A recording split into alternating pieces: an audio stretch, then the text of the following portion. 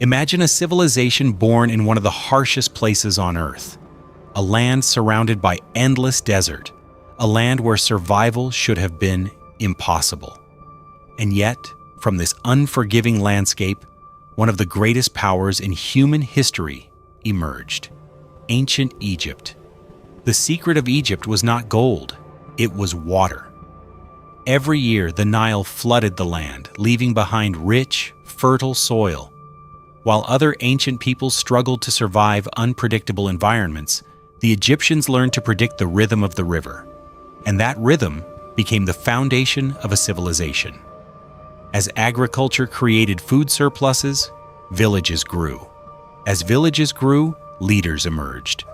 And eventually, the scattered communities of the Nile were united into one powerful kingdom. The pharaoh was not simply a king. To the people, he was the bridge between the human world and the gods. But a kingdom does not become powerful through belief alone. Egypt developed something revolutionary: organization. Officials collected taxes, scribes recorded harvests, engineers planned canals, temples, roads, and monuments. Every part of the kingdom was connected to the authority of the pharaoh. Then came one of humanity's greatest inventions: writing. Hieroglyphs allowed Egypt to record laws, religion, trade, and history. Knowledge no longer had to live only in memory. It could be stored, controlled, and passed from one generation to the next. And then, Egypt built something that seemed impossible: the pyramids. Millions of stones, thousands of workers, decades of planning. These monuments were not only tombs, they were declarations. A message carved into stone. Egypt had the power to command an entire society. The construction of the pyramids required more than strength. It required food, transportation, mathematics, engineering, and control. Behind every massive monument was a complex system capable of feeding and organizing thousands of people. In many ways, Egypt had become a machine. The Nile was more than a source of life. It was Egypt's greatest highway. Boats carried grain, stone, soldiers, and luxury goods across the kingdom. With the river connecting north and south, Egypt could move resources faster than most ancient civilizations. Egypt's power eventually reached far beyond the Nile. Gold from Nubia, cedar from distant lands, spices, precious stones, and exotic goods traveled through Egypt's trade networks. Wealth strengthened the army. The army protected the borders, and the borders protected Egypt's wealth. When diplomacy failed, Egypt had another answer: its army.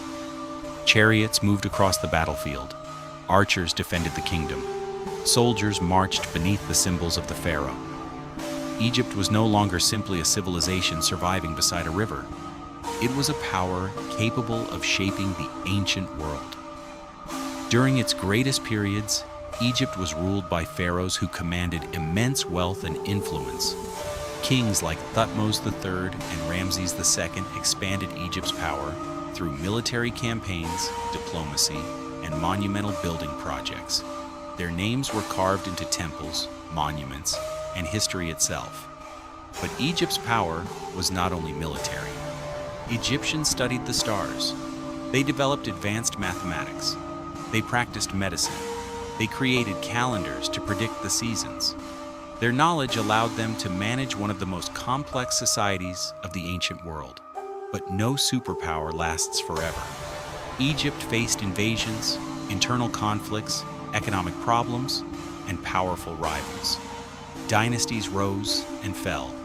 Foreign armies eventually entered the land of the pharaohs.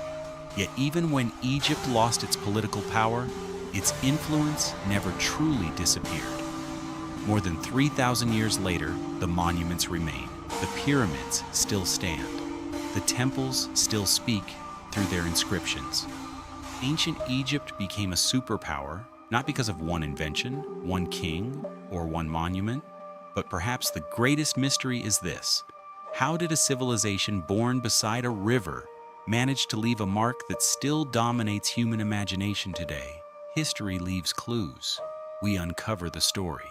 This is 369 History.